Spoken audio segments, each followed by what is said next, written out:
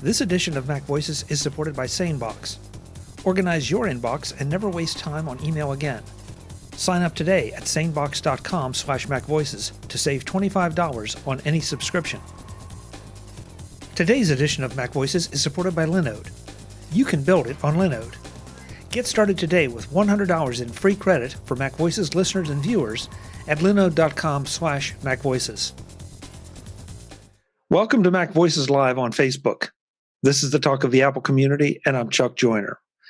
Folks, tonight, boy, we've got a treat for you because we've got a panel that they're already out of control, and we haven't even started the show. That said, though, I want to make sure you know that if you're watching live, we're not going to open up the Zoom room tonight because you get too many people in here, and it really does turn into just a whole lot of craziness. We don't really get anything covered. So apologize for that. Come back next week. These Apple announcements sort of change things a little bit in everybody's schedule. So we apologize for not having the Zoom room open, but I don't think you're going to miss it because I think you're going to be really entertained here. So let's find out who all is here, and I do mean all, and we'll have some fun. So I'm going to take it as I always do on my screen. First up, Mr. David Ginsburg. David, welcome. Good to have you. Good to be here. It's been an interesting day, and this is going to be an interesting show. Yeah, that puts it mildly. Looking forward to it. Mr. Jeff Gamet is also here. Jeff, welcome. Thanks for being here. It's always a blast. Even before the show starts, it's always a blast. Yeah, if you don't tune into the pre-show, folks, you're missing something. I'm not sure what, but you're missing something. Yeah, you're definitely missing something. Mr. Frank Petrie is with us as well. Frank, good to have you. Thank you very much. It's a pleasure to be here. I look forward to this every Tuesday. Well, thank you. We look forward to having you. Kelly Guimont, of course, who looks like she's had her hair done since last week. I have. But that stepped on my intro, which was going to be, that's the way we became MacVoices Live. Kelly, the funny thing is that I've been thinking you're in the Alice Square. No, yeah, I was just thinking that. Wow. And then you do the song. It's relative though, because from my perspective, Mark is in the Alice Square, and Jeff, you're Mike Brady. It's so weird. It's like Rashomon Brady Bunch. Everybody has a different perspective on it. Well, I'm seeing it on Facebook, and she's definitely in the middle square. All right, Facebook rules. Facebook is canon. Yeah, well, Facebook is reflecting my screen. I really so that's like the idea of Rashomon Brady Bunch. A little weird. Yeah. I prefer to be the Paul Lynde Center Square, if you don't mind. Yeah. See, this is the way it's going to go, folks. Mr. Mark Fuccio is here with a very distinguished, very informative background this time. Mark, thanks for being here. Thank you for the invitation, and let's get on with it. I like the way you think. Speaking of getting on with it, Mr. Guy Serle is with us. Guy, hey, welcome. How's everybody doing tonight? It is going to get wild. Hang on to your seats. Yeah, absolutely. Warren Sklar is here as well. Warren, thanks for being a late entry into the. Thanks for letting me sneak in that back door. I appreciate it. No, great to have you. And last but absolutely not least, in the bottom left, bottom right square of my screen anyway, Mr. Mike T. Rose, who is skipping out on a birthday party to join us tonight. Well, my younger daughter's turned 16 today, but she is sitting in the backyard on a Zoom playing Among Us with her friends, which is a sentence that would have made no sense whatsoever a year ago, but here we are. So I've taken the time out to come chat with you fine people. It's good to see you all. Well, it's great to have you. It's a public service announcement. What is Among Us? Among Us is it is the most popular mobile and Steam game right now, multiplayer game. It is up to 8 players, I believe, and it's a variation on Werewolf or Murderer, where basically you are an astronaut on a space station, and you are trying to fix the spacecraft or the space station at the same time. As many as 2 of your fellow astronauts are actually imposters, and and they're sabotaging the ship. So you have to figure out who is sabotaging it and vote them off the ship. Eject them into space. Yeah, and they're also stabbing you and killing you. If you're one of the imposters, your job is to sabotage the ship before you are discovered, or convince the regular astronauts to vote themselves off the ship.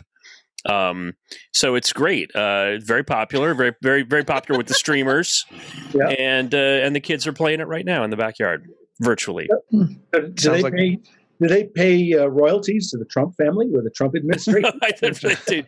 There are no. This is a completely apolitical game. Any resemblance to any person's living or dead is completely coincidental. So, unless you get voted off the ship, then you're dead. Yeah. Well, then you are resembling a dead person. So, but it's a lot of fun. You should check it out. There's a Jackbox game that is similar to that where you have to. Yes, it's from one of the older Jackboxes. Yeah. Mike's description makes it sound like one of my Saturday nights, but that's another story. So let's get on not a Tuesday night. Chuck always comes across as the straight-laced conservative in the group, but he's the most wild. Chuck contains multitudes. Does. He's a very complicated party Chuck guy. runs deep.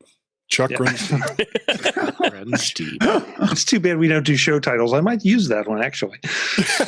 So let's talk about this. As we record this, we're a few hours after Apple's One More Thing event, where they introduced the M1 Max.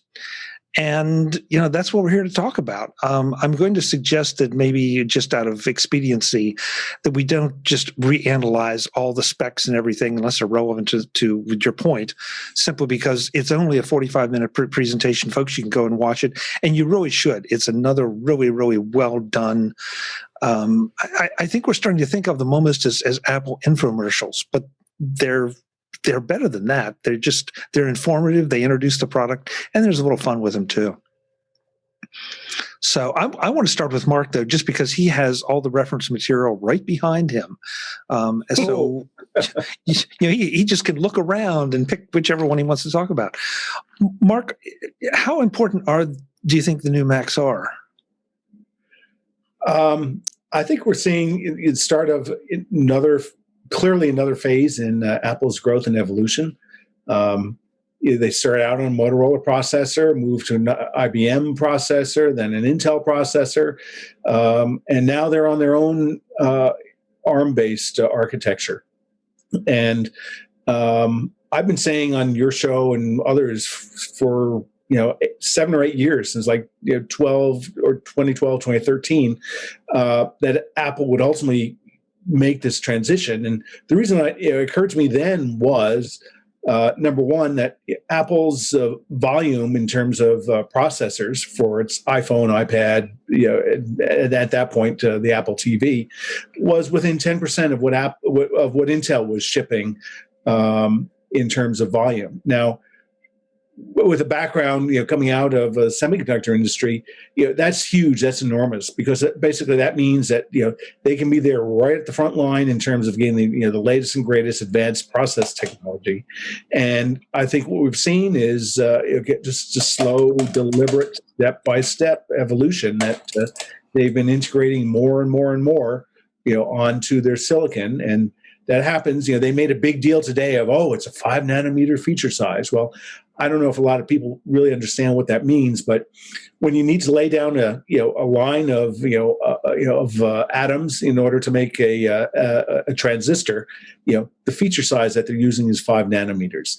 Intel, who they've been dancing with for many years, they seem to be stuck at around 10 nanometers or maybe 7 nanometers coming soon. Yeah. So it was 7 or 9 where they were failing. They were failing to manufacture at scale, if I recall correctly. And so I don't remember what John told me. So the benefit in terms of Apple's products is, as the feature size gets smaller, the number of transistors goes up as a square. So that's why you're able to get, 16 billion or 18 billion transistors on this 16. die. So that they could do everything with all the multi-core processors for both CPU and GPU, their machine learning engine, and all the other subsystems that they have on the chip. And also, as they're smaller, they don't require as much power. So that is a big benefit. And Apple is partnered with TSMC, another venerable semiconductor company, and rumor is that Apple controls all the 5 nanometer manufacturing capacity in the world right now. So, basically, so. Remember the point, like right before the iPad, it was something like 60% of all the flash memory in the world was owned by Apple that was currently being manufactured or something. Yep. So it's not like we haven't seen this before. And before the one of the iPhone revs, it was something like 80% of all the the glass, the appropriate glass for smartphone screens, Apple was consuming. Yeah. So when your CEO is the former sharpest supply chain dude on the planet, yes. It's no surprise that Tim Cook's Apple is able to execute on this stuff at this scale. And also, I mean, worth pointing out, and Mark was talking about the fabs and the relationships that Apple has with this architecture. This is not new chip design. If Apple were coming along and saying, "Hey, we just built our own chip, we're throwing it into all the Macs, good luck and God bless," we'd be freaking out. But this is the same. This is the next generation of the same chip design that's been powering the iPad, the iPhone Pro, back to the iPod Touch, all the way back. So it's not novel in the sense of coming up with a brand new architecture. It's novel in terms of features and capability, and smushing all this together into one chip. Remember, everybody's speculating it was going to be the A12X or some variation on the iPad chip that was going to power the Macs. Clearly not. Clearly this is a desktop or laptop class chip, but it's not brand new IP. It's not brand new design. It's Apple pulling together stuff that is absolutely field tested and tested by fire in millions and millions of devices. But you made the point that it's the next generation. Yes. So, it's evolutionary. Here we go again. Evolutionary, not revolutionary. Mm-hmm. I don't know if I agree with that, they're able to. Sorry. Well, no, go ahead, Mark. I was going to say, Mike was pointing out that these are proven designs. All the different things, are different components are proven, and that's the benefit of migrating. Although from a chip perspective, going to new process technologies is there's a lot of challenges. So it's great that some of the architecture is proven, but they have all sorts of other new challenges, as is obvious if you look at what's happening with Intel just down the road here from where I am in Silicon Valley. But so anyway, just to finally close on Chuck's original question, I think this is opening the door on a brand new era, for Apple. So I think in that regard, it's a good thing. I notice, again, looking at the prices that, say, look on the MacBook Air, they've maintained the $999 entry point. And if you look between the $999 and the next one, which was $1249, basically you get more SSD. So, that's going to be a great, highly marginable, sweet margin device. On the Mini, you also get another core, right? Wasn't it 7? It was like 8-core processing, 7-core GPU. They're all 8-core, but they have a 7-core GPU. It's 8-core, 7-core GPU. It's 8 and 7. But the 7-core GPU is limited to the MacBook Air. Yeah, it's on the first version of the MacBook Air, I think. Yeah, the Pros are all 8 and 8. So right, they're 8 and 8, and the entry level Air is 8 and 7 GPU. 8 and 7, yeah. And those are really important because I was on another show earlier today, and the big debate, at least at first blush, when you went through the specs, is these are the same chip. So, with the same everything. So what's the difference? There are differences. Admittedly, they're small, but they will make I think a difference in performance, but they also make a bit of a difference in price. Absolutely. Yeah. So coming into this, I think we all had our speculation. Was Apple going to start with the low end, the consumer end? Were they going to start with the high end, the pro end? Or were they going to try to do something in the middle? And they decided to go with what I think it's fair to say is probably the low end of the product line. Jeff, I see you shaking your head. So Is that a good thing? Is it a bad thing? I have my opinion about why, but I'm curious to hear you guys. It's not a bad thing. It's an expected thing. If Apple had jumped in to their Mac lineup with the high end, I actually would have been really concerned, because I think that they still have some performance issues that they need to work through for the I'll call it the pro level Macs. And so you start with more of that entry level or lower end, and now you have that hardware out in the wild. People are using it. You can see what's happening, and you can continue to work on the things that you need to work on for the more higher powered Macs that are going to be coming next year.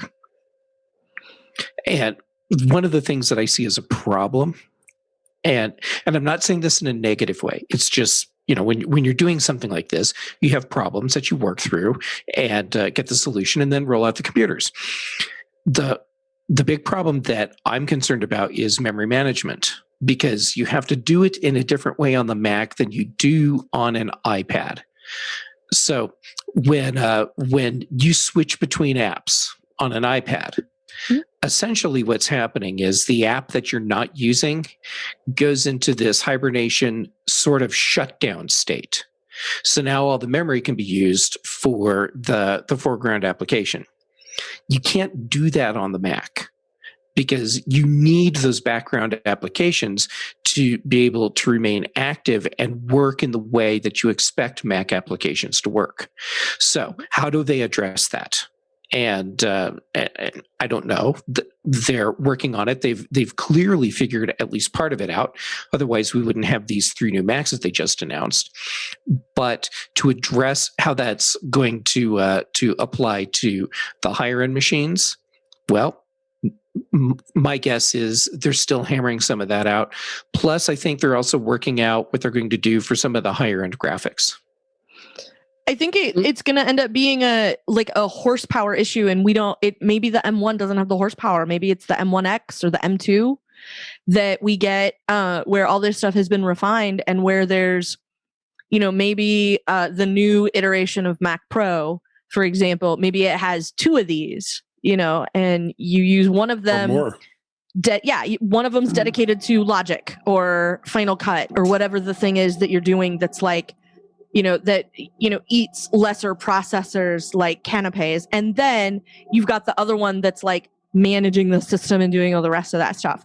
So Chuck, you said this was evolution, but I disagree, because I think what's going to end up happening is this is Apple having unfettered control. And we used to hear back in the day, when it was, when Motorola was who was in on it with them. We used to hear Apple wanted to make things faster and they couldn't because of Motorola. And then when they went to IBM, we heard they couldn't make things faster because it was Motorola's problem.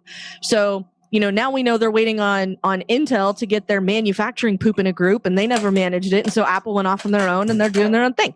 So I feel like this is really going to kick the door open. And part of the reason I think that is because of all the numbers they gave us today, which I know are supposed to be their, I know that this is like the marketing video, but it definitely seems like, the smallest number they gave us was like twice as fast, or it's, everything else was like 4 times as fast, 10 times as fast.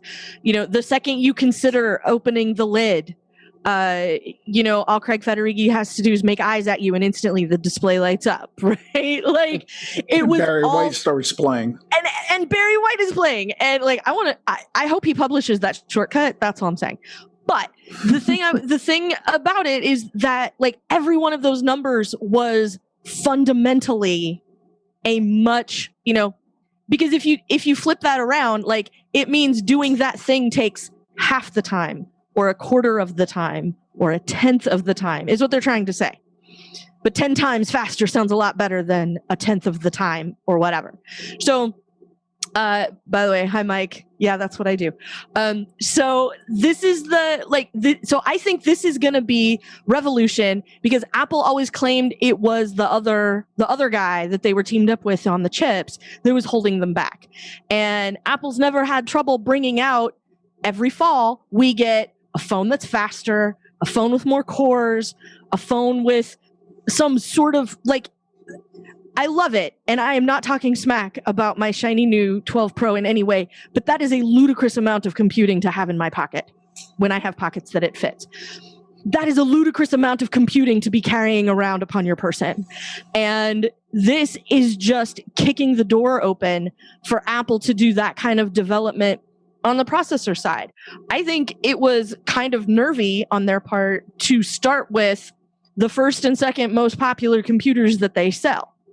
I figured we're going to roll it out in a mini or we're going to roll it out in an iMac, because while those are popular machines, they're not the bread and butter of the Mac numbers we get every quarter. So starting out with the most popular computers that you have, which by the way, battery, which by the way, it takes a month to get there, which I think is literally a week ago, I went shopping for a new laptop, and to get a build to order i7 MacBook Pro takes me well into the second week of December. If I order it today and give them money right now, it takes a month because I started doing it because it was literally last Monday. I was like, maybe it's time to just pull the trigger on this. And then the next day, Apple said, hi, Kelly, we're having an event on Tuesday. And I went, well, I guess I'm going to have to wait another week. So yeah, so I waited a week, and I will let you know how the 13-inch Pro handles when it gets here next week. Today's edition of MacVoices is supported by SaneBox, AI for your email. Are you feeling depressed because you can never seem to get to inbox 0? The fact is that you just can't respond to everything, nor should you. You need to see the important stuff first and push the rest to the back for when you have some time to quickly peruse it. Enter SaneBox. SaneBox triages your email, putting the messages you really need to see in your inbox and the rest in their Sane Later folder. But that's not all. If you get a message that you don't want, don't need, and never want to hear from again, drag it to the Sane black hole and it's gone. Period. For good. Or use Sane Reminders to ping you back if someone hasn't replied to an email by a specified date. We all have those emails we really need to hear back about, and Sane Reminders will help you make sure you do. There are lots of features for you to customize how you manage your email. I don't know about you, but more and more unsolicited emails are coming in, more and more marketing emails are coming in, and they get in the way of what needs to get done. That's why I use SaneBox, and I have for years. If you want a heavy-duty weapon in the email war, then visit sanebox.com/MacVoices and get $25 off any of their subscription packages. You will be winning that war in no time. sanebox.com/MacVoices for $25 off any of their subscriptions. Do it now and thank me tomorrow.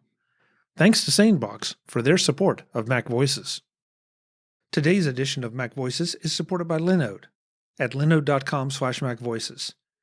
Get $100 credit for your first project at linode.com/MacVoices.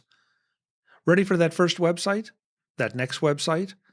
For business or for a personal project? You need to check out Linode for simple, affordable, and accessible cloud computing solutions, no matter how sophisticated or simple your needs are. Linode's Linux virtual machines let you develop, deploy, and scale your modern applications fast. An easy-to-use cloud dashboard makes controlling it all a breeze. Server locations all over the world means that when your needs go global, you can too with Linode. And fast SSD storage means that your site loads faster than the competition, so you win the race for eyeballs. Find out all you need to know at linode.com/MacVoices. Then click the Create Free Account button to get started and get $100 credit for S3-compatible object storage, managed Kubernetes, and more. That's linode.com/MacVoices. Get your new website up and running at linode.com/MacVoices. Thanks to Linode for their support of MacVoices. So I'm jumping all around because there's certain points I want to make sure we get to. One of the last things we'll do is we'll talk about who's ordering what. David, I wanted to point to you though. You're the iOS guy in this crowd. is the fact that iOS apps will now run on this Big Sur with the M1 chip, is that a portent of things to come? Is it a game changer, or is it just like, yeah, that's nice? Yeah, we asked that question on the show earlier today too. I don't know how critically important that's going to be, honestly.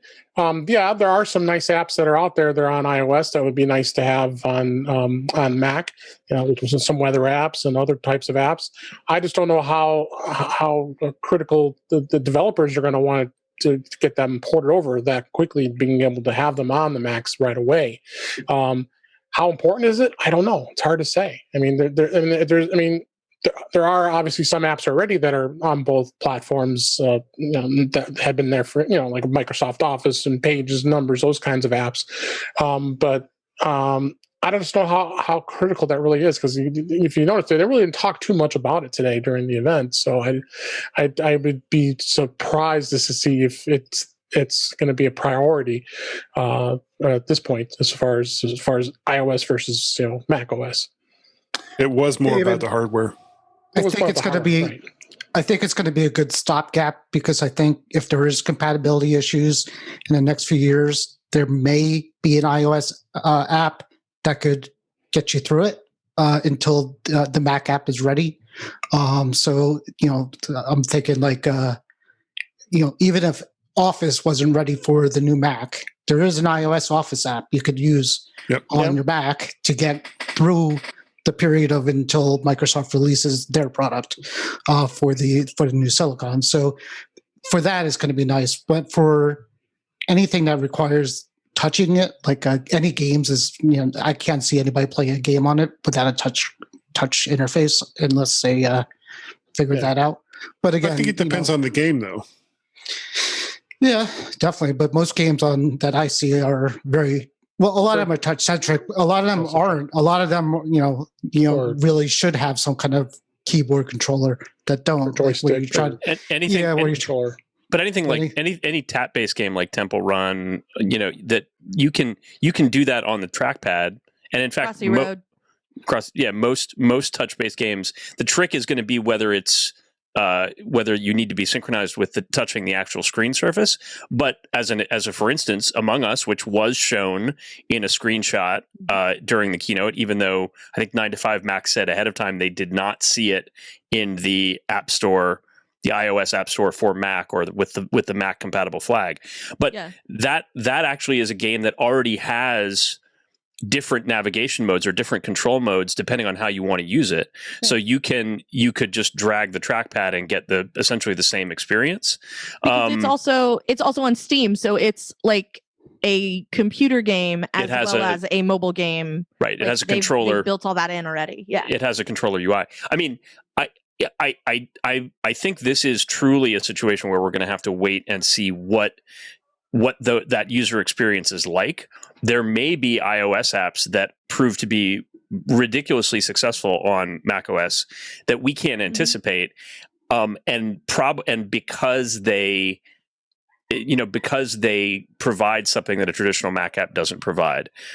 Maybe it's, I mean, Quibi is a bad example, but any sort of quick media play app. Well, Twitch games or something like TikTok. I mean, think about the TikTok iOS app in the context of a Mac. Why not? Like, what's holding you back there? The camera quality, but other than that, nothing.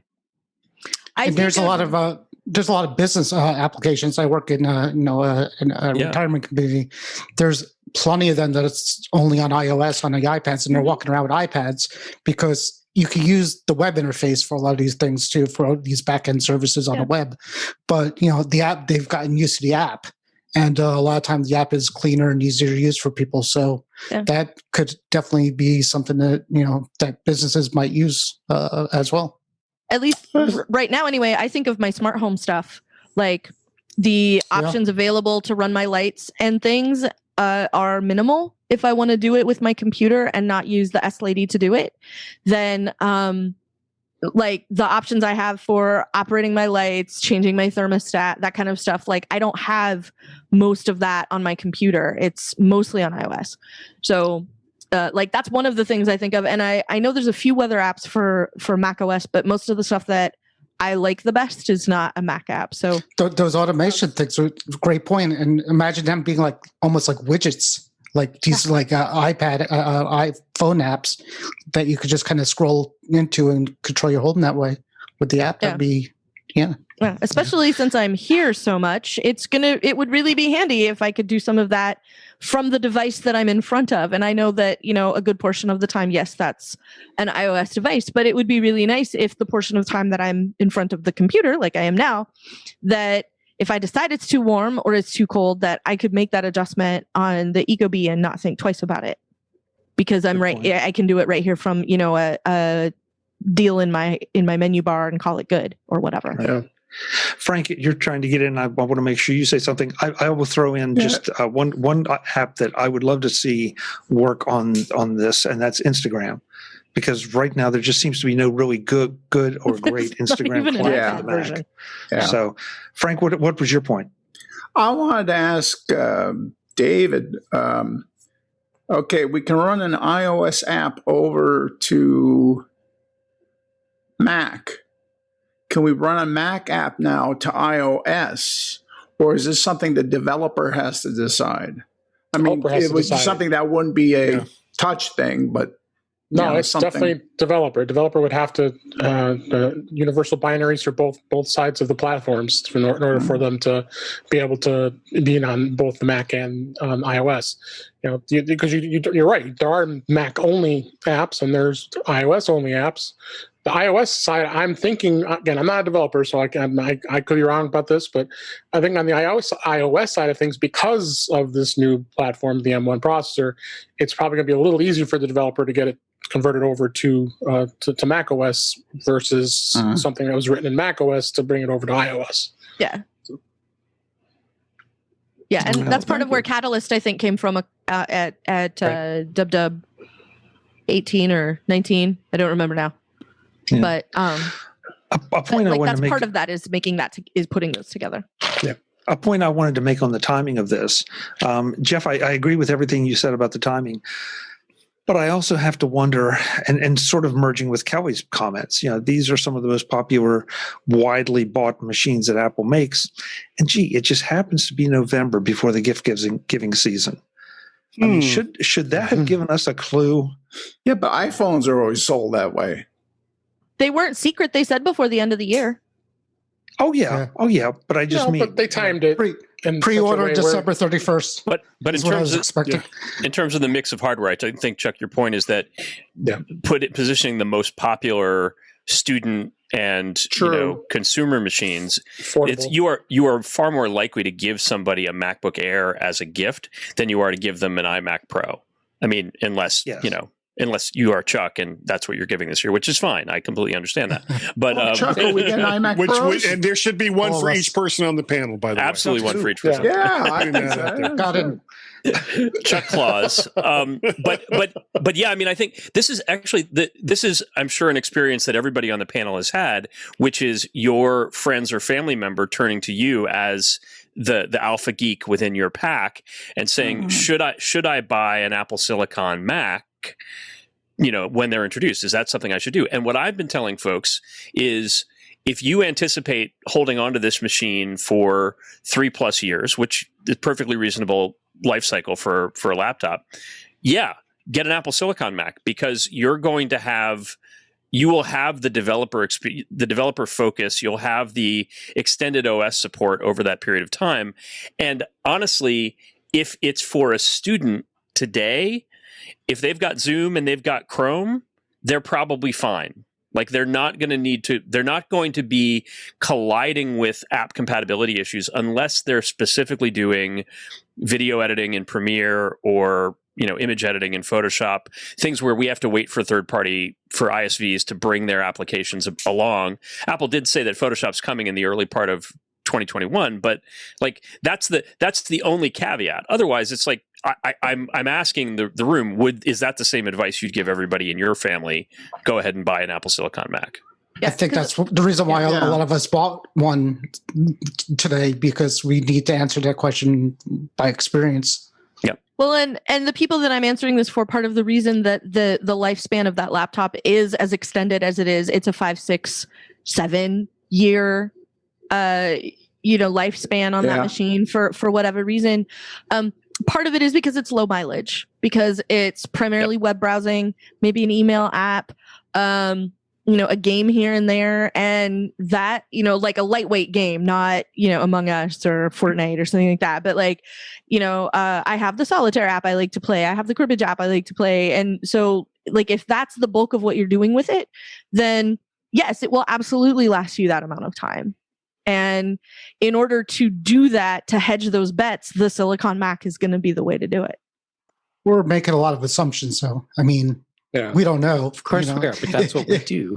Right. But we could get this thing and say, yeah, this is pretty pathetic. It's not going to last until they come up with the next version or something like that. But we don't think that's going to happen, but it could happen. There are also reports out already that Intel compiled apps are running faster on these new Apple Silicon chips than they do natively on Intel processor Macs.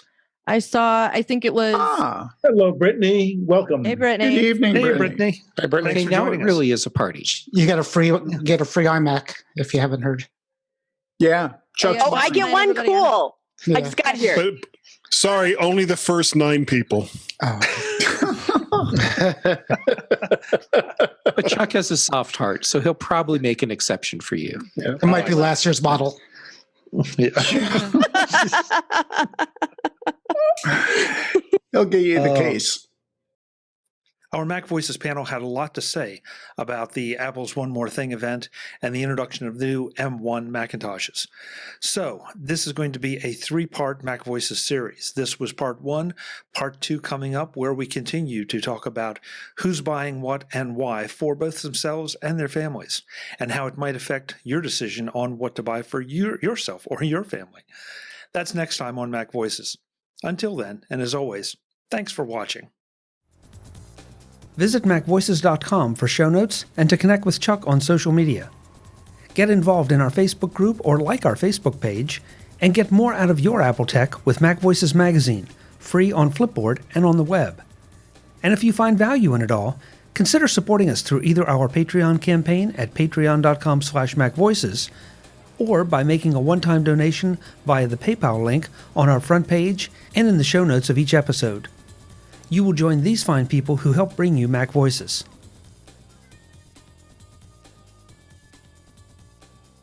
Advertising handled by Backbeat Media at backbeatmedia.com. Bandwidth provided by CacheFly at cachefly.com.